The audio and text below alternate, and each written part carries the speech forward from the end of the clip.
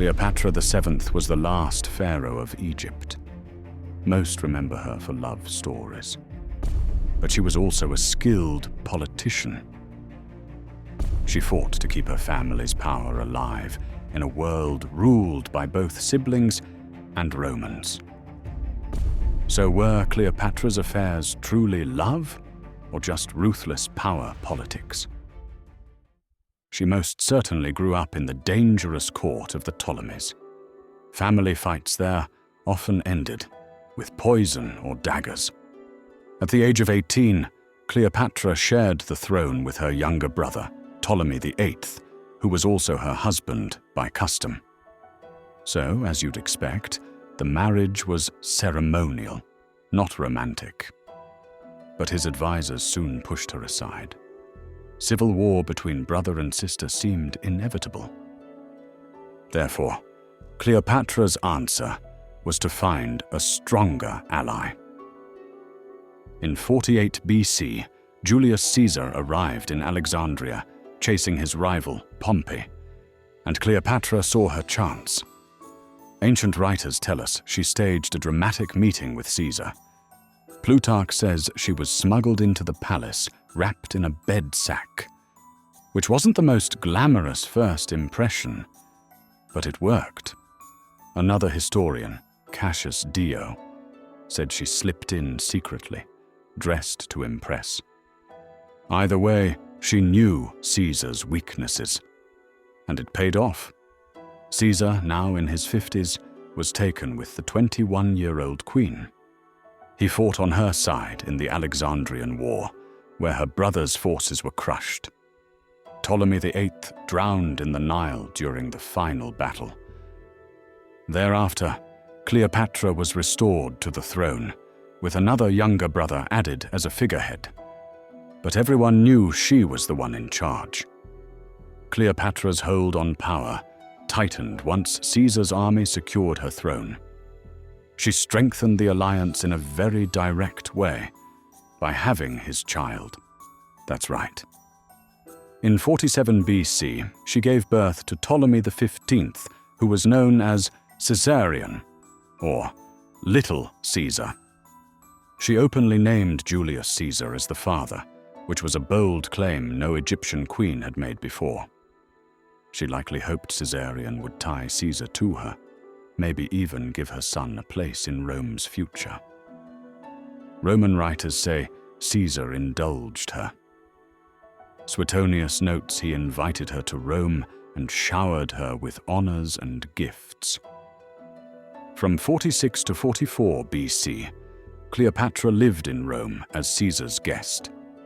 However, a foreign queen sitting in the middle of the Republic stirred never-ending gossip. Caesar even placed a statue of her as Isis, or Venus, depending on who you asked, in a Roman temple. For Romans, that was a bit much, but it proved her influence was real. Then came the Ides of March. Caesar was assassinated in 44 BC, and Cleopatra's protector was gone. Rome was no longer safe. She returned to Egypt quickly. Not long after, her brother-husband, Ptolemy XIV, died. Most assume Cleopatra arranged it. She raised Caesarion, who was still a toddler at this time, as her co-ruler. Later, she even had her last sister, Arsinoe, executed in exile. And so, with rivals removed, she stood alone at the top. And after Caesar's death, Rome descended into disorder. Cleopatra at first sided with Caesar's loyalists. She even readied ships to help them, but storms sank her fleet. For a time, she held back, watching Caesar's heir, Octavian, and Caesar's general, Mark Antony, carve up the Roman world. By 42 BC, Antony ruled the East, and Cleopatra saw her next chance.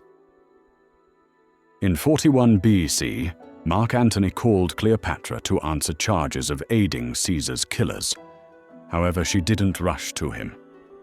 She delayed and made sure the meeting happened on her terms.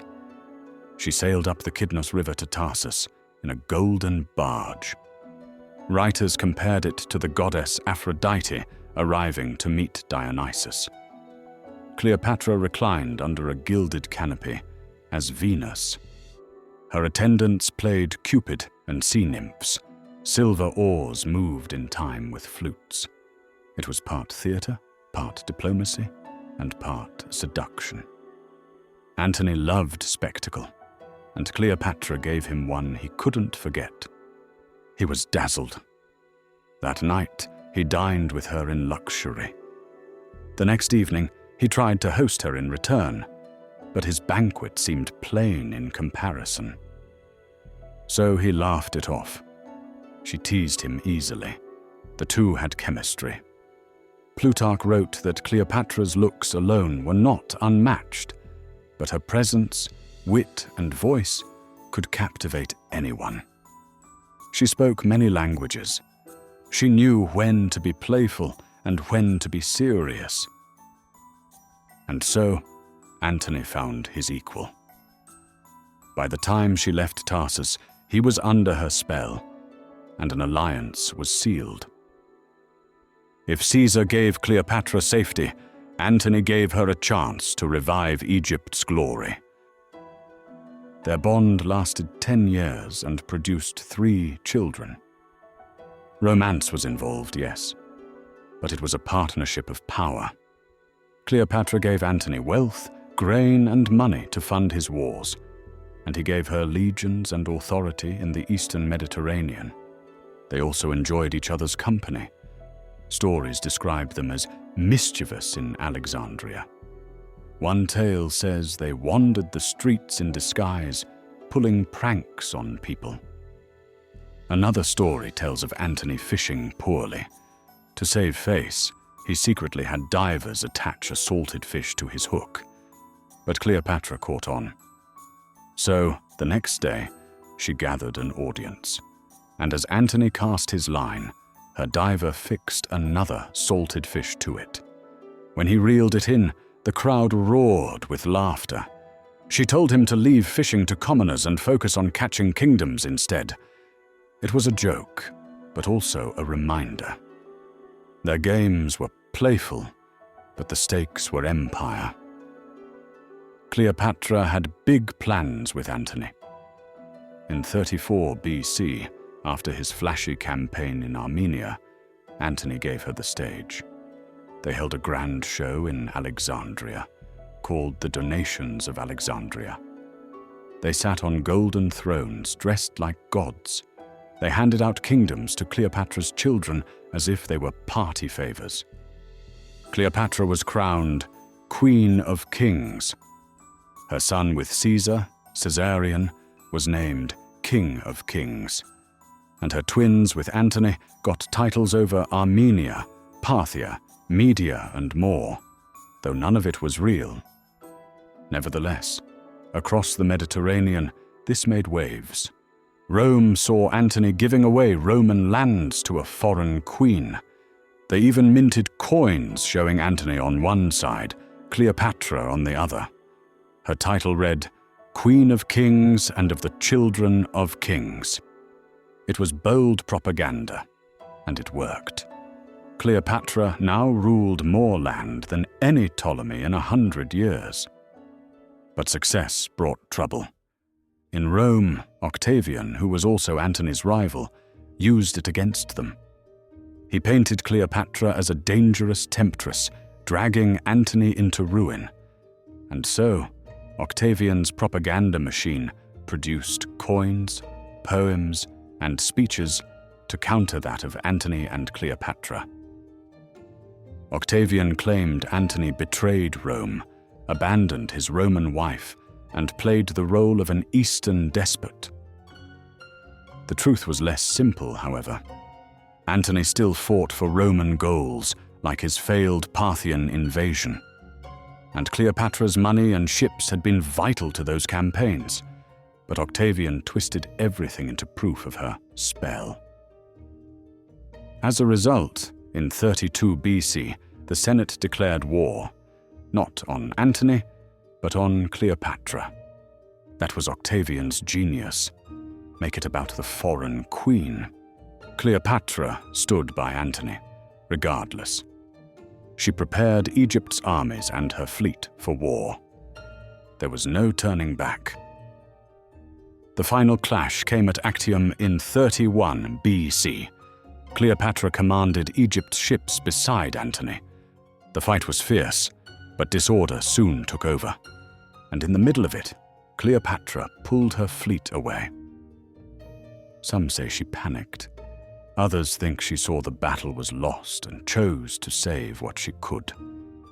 Antony followed her retreat. Whether out of love or tactics, no one can say. And so, Octavian's forces won. And while Antony and Cleopatra fled, their army crumbled. They returned to Alexandria, preparing for one last stand. In her last months, Cleopatra was still playing the political game. She tried secret talks with Octavian, hoping to save her throne or at least her children. At one point, she even offered him money and her crown, hinting she might betray Antony if it meant mercy. Octavian, cold as ever, gave her just enough hope while marching on Egypt. Dio says he even suggested she could live if she killed Antony first. Divide and conquer, with a side of deceit. Cleopatra kept Antony close while preparing for every outcome. She stored treasures in a seaside mausoleum, ready to escape by ship if she had to. But Antony's army never stood a chance. In 30 BR, Octavian crushed them outside Alexandria. And then came the point when Antony thought Cleopatra was already dead when he couldn't reach out to her. He fell on his sword to end his own life. However, he was wrong. Cleopatra had only locked herself in her mausoleum. Wounded and dying, Antony was carried to her. He died in her arms. And now, Cleopatra had a choice.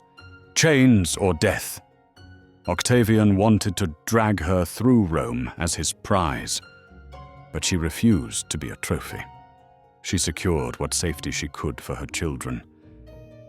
But Octavian soon killed Caesarion, ending Caesar's bloodline. So, Cleopatra took her own way out. In August of 30 BC, she ended her life in her mausoleum. Legend says it was an asp hidden in a basket of figs. Other accounts say poison or a needle. Whatever the method, it was her decision. She died a queen. And with her death, the Ptolemies were finished. Egypt became part of Rome. Cleopatra's life has often been told as a romance, but the history shows more. She used every tool she had to survive. That included turning love into politics. Her ties to Caesar and Antony were not accidents. They were rather alliances between a queen and Rome's most powerful men. Coins, inscriptions, and records show her as active and not passive. She was calculating. The carpet stunt with Caesar was a gamble for survival. The lavish feasts for Antony were investments in Egypt's future. Even her languages, her wit, and her divine image were weapons of statecraft. Cleopatra knew how to rule in a world built to destroy her. We cannot know what Cleopatra truly felt for Caesar or Antony. But what we can see are the results. With Caesar, she saved her throne and had a son, Caesarion, though Rome refused to accept him as heir. With Antony, she nearly built a new empire in the east for her children. These were political victories, even if they did not last. Ancient writers often painted her as a dangerous seductress. Josephus called her greedy, accusing her of pushing Antony to steal kingdoms for her. Roman poets spoke of her as a witch who enchanted him. But this was all propaganda, crafted because Cleopatra scared Rome. Octavian needed her vilified to justify his war and his power. But then, the evidence tells another story. Papyrus records show her governing directly, even granting tax breaks to win allies. Temple carvings show her and Caesarion as pharaohs making offerings. Coins proclaim her rule and her union with Antony. Writings by Plutarch, Dio, and others, despite their bias, preserve details of her treaties, battles, and diplomacy. Together, they show a pattern. Her affairs were political tools. They were alliances meant to shield Egypt from Rome. And in the end, her plan failed. Rome was too strong and Octavian too ruthless. But without those alliances, Egypt might have fallen much earlier. So, she bought her kingdom time by turning desire into leverage. And while her strategy made her infamous in Rome, it was likely her only option. As a woman in a patriarchal age and ruler of a wealthy land that Rome desired, her paths to power were narrow. Romance, or at least the appearance of it, became her weapon. So again, were her famous loves real or calculated? The record points more to politics than passion, but that doesn't mean she never cared for them. However, her throne and dynasty always came first, and each affair was a move on the board of history. Some nearly worked. All were deliberate. Seen this way, Cleopatra was a seductress, a beauty, and a ruler, using every resource she had. Her story is one of wit, ambition, and survival. And in her world, love and power could not be separated. So, that became her legacy. She turned romance into statecraft, and by doing so, she secured her place in history.